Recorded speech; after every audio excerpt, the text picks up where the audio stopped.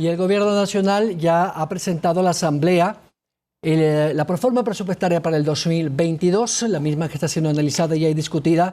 Incluso el ministro Cueva ha estado ya en la comisión respectiva para su análisis. Son más o menos unos 33.000 millones de dólares, del cual hay un incremento casi de 2.000 en relación al presupuesto del año anterior. Y el precio del petróleo se ha fijado en menos de $60 como proyección.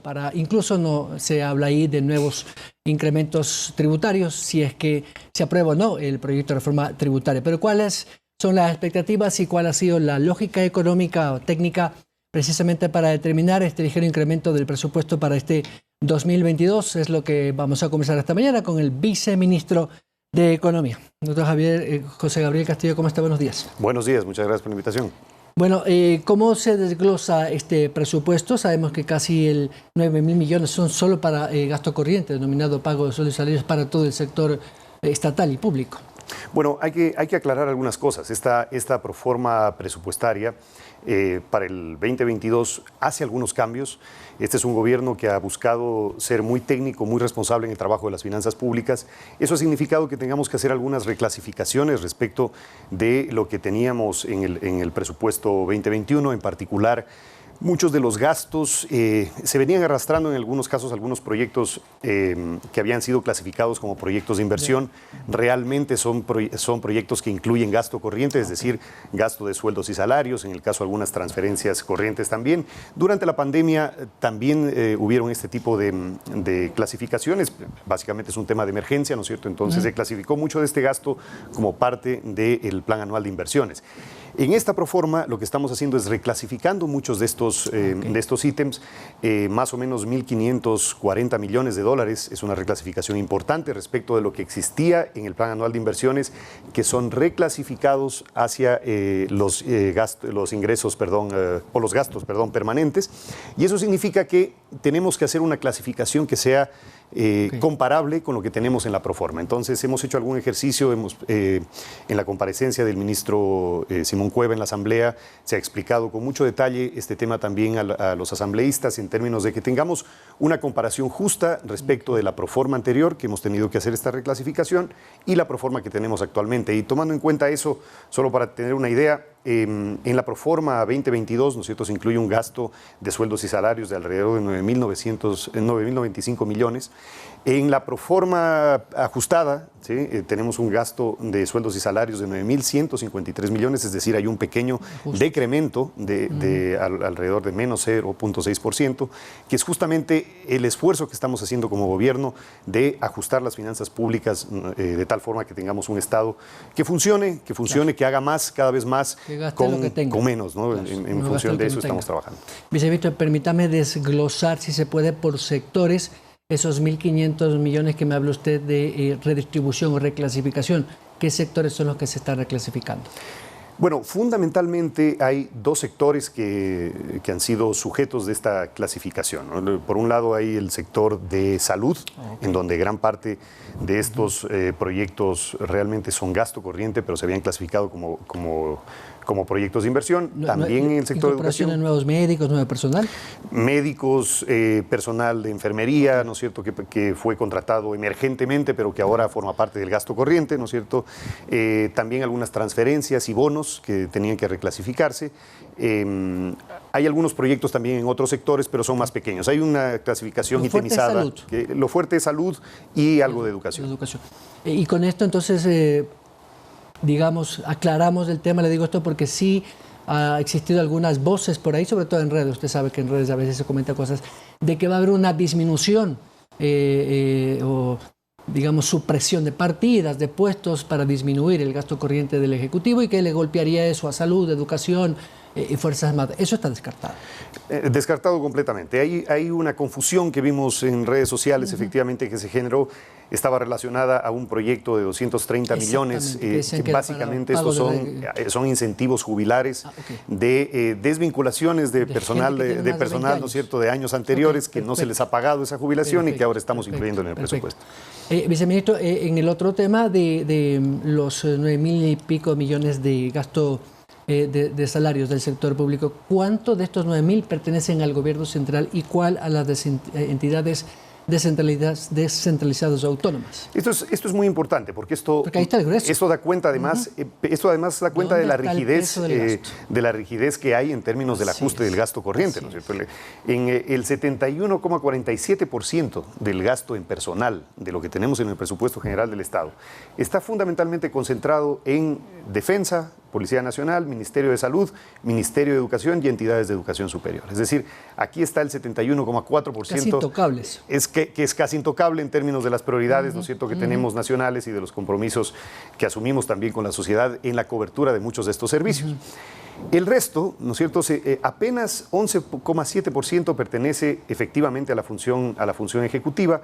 Tenemos la función electoral, función legislativa, de transparencia, función judicial y justicia indígena. Es decir, en este pequeño porcentaje es en donde se intenta hacer, ¿no es cierto?, cada vez ajustes mayores de eficiencia. No quiere decir que no se puede encontrar espacios de eficiencia en los otros sectores, pero ciertamente es más difícil porque son sectores en los cuales casi el número de personal que uno tiene, ¿no es cierto?, corresponde a los servicios que puede brindar, ¿no es cierto? Entonces, si queremos aumentar la cobertura en salud y educación, es difícil hacerlo disminuyendo ese tipo de gastos. Viceministro, y el déficit que hablaba el ministro, casi de 4.000 millones de dólares, será cubierto por el último desembolso o los desembolsos pendientes del fondo, pero además con lo que potencialmente podría recuperar en incremento tributario, sin hablar de las reformas, vamos. Hay grandes esfuerzos que se han hecho en este año, en particular para mejorar los ingresos tributarios. Hay una unidad, por ejemplo, de grandes contribuyentes del SRI que viene trabajando arduamente en este tema. Esto ha mejorado ciertamente. Así es, y esto ha mejorado significativamente la recaudación, solamente en este año, si no me equivoco, en un anuncio del SRI son alrededor de 400 millones. Esto ha permitido dar un poco más de holgura respecto de la planificación original, ¿no es cierto?, del presupuesto. Pero ciertamente necesitamos seguir trabajando en buscar espacios, ¿no es cierto?, de eficiencia, de optimización del gasto público. Los desembolsos que están previstos, estamos trabajando con los multilaterales precisamente para que en el transcurso del año no haya ningún inconveniente respecto de algunas de las decisiones que hemos venido tomando como gobierno, que han sido fundamentales también en la medida, ¿no es cierto?, de mantener la paz social y la gobernabilidad. Estamos en estos días conversando, es más, con el sector indígena. Todo esto forma parte de los esfuerzos de este gobierno del encuentro, que busca precisamente a través del diálogo cumplir sus compromisos con la sociedad y a la vez cumplir con nuestros compromisos internacionales que nos permita mantener estas fuentes de financiamiento para seguir avanzando. Dos cositas sobre este tema, viceministro. ¿Cuánto es lo que falta por entregar del fondo este año? Creo que son 1.000 millones, tal vez me equivoque. Así es. Y para el próximo año 1.500. Así es, están comprometidos 1.500 millones que forman parte del programa original. ¿Y eso va a ser destinado a reactivación económica, fortalecimiento de la organización o para cumplimiento de obligaciones? Hay varias cosas que están ahí en ese presupuesto, ¿no es cierto? En una parte esto va al presupuesto central, son recursos de libre disponibilidad. La intención de estos recursos es precisamente, por un lado, permitirnos sostener parte de los programas sociales que mantenemos, la cobertura de algunas de estas transferencias que han sido extraordinarias y que nos han permitido atender a la población más vulnerable durante este proceso de recuperación de la pandemia. También hay algunos gastos pendientes que tienen que cubrirse con estos recursos, pero gran parte de los recursos van destinados a las transferencias sociales y también a procesos de reactivación. Viceministro, la proyección de crecimiento más o menos de un 3%, ¿esto está atado a las nuevas recaudaciones tributarias, cualquiera de las reformas que se aprueben, o está simplemente una previsión en función del crecimiento del aparato productivo, exportaciones en términos generales? Esto es importante aclarar. Cuando se presenta la proforma presupuestaria, ¿no es cierto?, a la Asamblea Nacional, se presenta con las leyes vigentes. Y esto significa que no podemos incluir, por ejemplo, en este caso, la reforma tributaria, que es una aspiración del gobierno, que está en este momento siendo discutida por la Asamblea Nacional y que esperamos tener buenas noticias en los próximos días. Pero evidentemente esto es un proceso, ¿no es cierto?, que no podemos incluirlo en la proforma. Por lo tanto, el escenario que nosotros tenemos planteado es un escenario pasivo, digamos, en términos de las actuales leyes, del esfuerzo que tiene planificado el gobierno nacional en términos de su plan plurianual. Es un escenario conservador. Entonces, es un escenario absolutamente conservador.